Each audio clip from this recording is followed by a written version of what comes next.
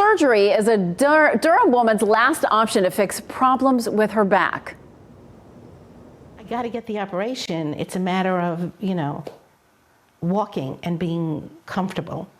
So I have no choice. How that surgery would be paid for was a big question mark. 5 on Your Side's Keely Arthur says those questions were asked because of a contract negotiation that could affect 170,000 people in North Carolina.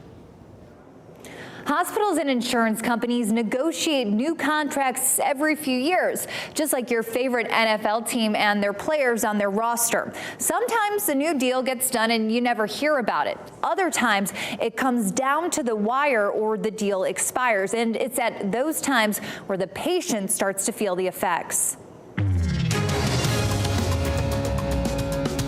Grace Sweeney has been enjoying retirement. We were very active. We used to do a lot of hiking, day trips, but can't do that much now anymore.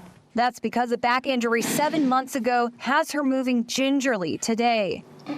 She scheduled surgery with Duke Health for November 6th, but got a letter warning her the hospital's contract with her insurance, UnitedHealthcare, was ending October 31st.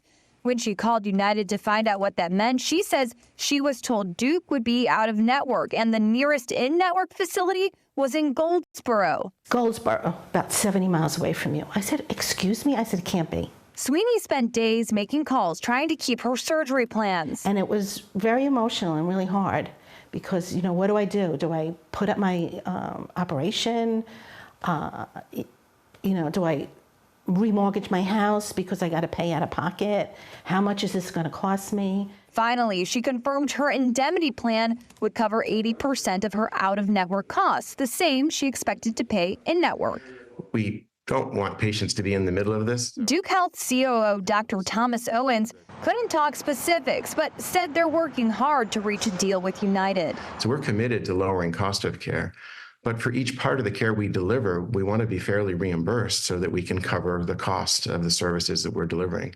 United declined an interview, instead providing a statement claiming Duke is, quote, demanding price hikes that aren't affordable for consumers. Hospitals don't really set prices in the way that I think most of the public thinks that they do. Hospitals have agreements with dozens of insurers, and Ruth Landy with the nonprofit Undue Medical Debt explained the price you pay for care depends on what the government pays for Medicare and Medicaid and what hospitals are able to negotiate with those private insurers. There's a lot that goes into it. Sweeney loves her doctor and is glad she didn't have to change coverage to stay with them, but hates that these negotiations affect others financially and emotionally. You got to think of the patients because we're human people here.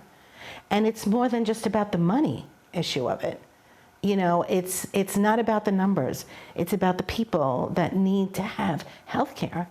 Continuity of care ensures some things will continue to be covered even if the contract expires. Think pregnancy or other life-threatening diseases. If you don't automatically qualify for continuity of care, you can apply for it with your insurance provider.